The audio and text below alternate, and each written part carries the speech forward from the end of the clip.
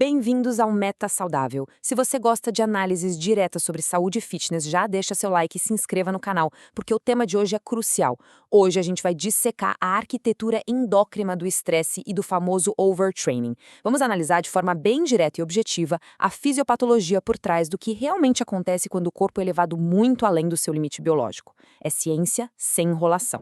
A grande questão fisiológica aqui é a seguinte: por que o desempenho simplesmente estagna e a massa muscular parece sumir, mesmo sob uma rotina de treinos super rigorosa e de alta intensidade? Sabe aquele mito amplamente divulgado na indústria fitness de que mais treino é sempre igual a mais resultado? Pois é, a biologia humana é governada pela homeostase. Atletas de alta performance, seja na maratona ou no levantamento de peso, frequentemente esbarram numa frustração biológica brutal. O treino tá ali, executado de forma impecável, mas de repente começa a perda de músculo, o acúmulo de gordura do nada e um esgotamento que não passa. O que os dados clínicos mostram pra gente é que o volume excessivo, sem a recuperação adequada, não traz mais força. Na verdade, ele cria uma cascata de estresse crônico que desregula e sobrecarrega todo o sistema endócrino. E para entender exatamente por que isso acontece, a gente precisa analisar um conceito crítico chamado roubo da pregnenolona, ou pregnenolone steal. Esse é literalmente o mecanismo supremo de sobrevivência da nossa biologia. Olha só como funciona. A pregnenolona é um hormônio precursor derivado do colesterol, produzido lá dentro das mitocôndrias. Ela é o tijolo básico necessário para sintetizar hormônios sexuais vitais, como a testosterona. Só que o detalhe analítico aqui é o seguinte: quando o corpo sofre um estresse físico crônico provocado pelo excesso de treino, o cérebro liga aquele alarme de luta ou fuga. Para a biologia humana, o estresse do overtraining é visto como uma ameaça imediata à vida. Então, o eixo hormonal prioriza a sobrevivência. Ele ativamente desvia essa pregnenolona da rota dos hormônios sexuais e redireciona tudo para uma produção massiva do hormônio do estresse, o cortisol. Em termos bem diretos, o estresse crônico rouba o alicerce biológico que a gente precisa para produzir testosterona e para gerar recuperação. Essa mudança química interna cria um contraste sistêmico brutal no corpo. De um lado, a gente tem o estado anabólico e do outro, o estado catabólico. O estado anabólico, impulsionado pela testosterona, é aquele ambiente perfeito. É síntese de proteínas, aumento da densidade óssea, vitalidade pura e recuperação profunda do tecido muscular. Mas quando o cortisol domina a cena por causa da síndrome de overtraining, o corpo é forçado a entrar num estado catabólico. Analiticamente falando, esse cortisol elevado de forma crônica funciona quebrando o tecido muscular e os aminoácidos para transformá-los em energia imediata.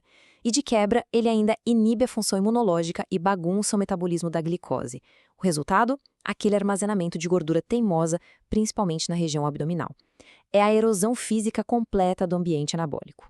E a gente consegue quantificar essa erosão exatamente no laboratório. Na medicina esportiva, a relação testosterona-cortisol, a famosa proporção TC, é um dos biomarcadores mais precisos para diagnosticar a síndrome do overtraining. Uma proporção saudável indica que o corpo está dando conta do recado e se recuperando. Agora observem os dados de quem está no estado de overtraining. A testosterona livre despenca para menos de 9 nanogramas por decilitro, o cortisol matinal vai lá nas alturas, ultrapassando a faixa saudável, e a proporção TC simplesmente colapsa para menos de 0,20. Esse dado clínico isolado já é um sinal de alerta vermelho para uma dominância catabólica massiva e para a supressão do eixo hipotálamo-pituitária-gonadal.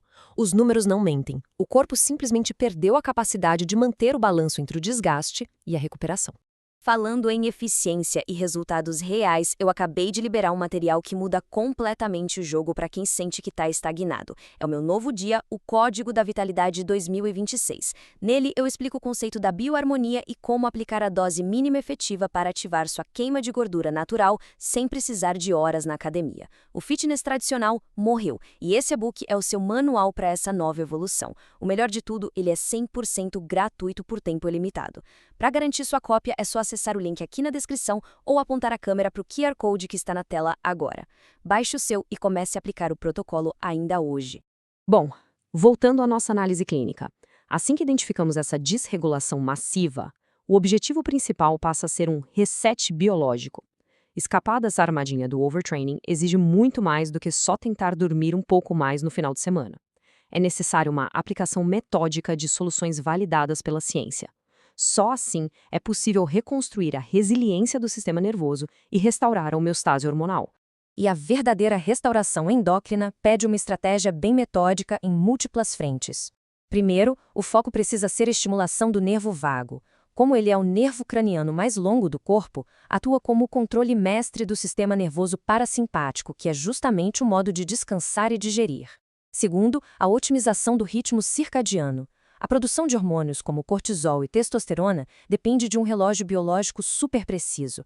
Ignorar isso é basicamente lutar contra a própria biologia, e é uma batalha perdida.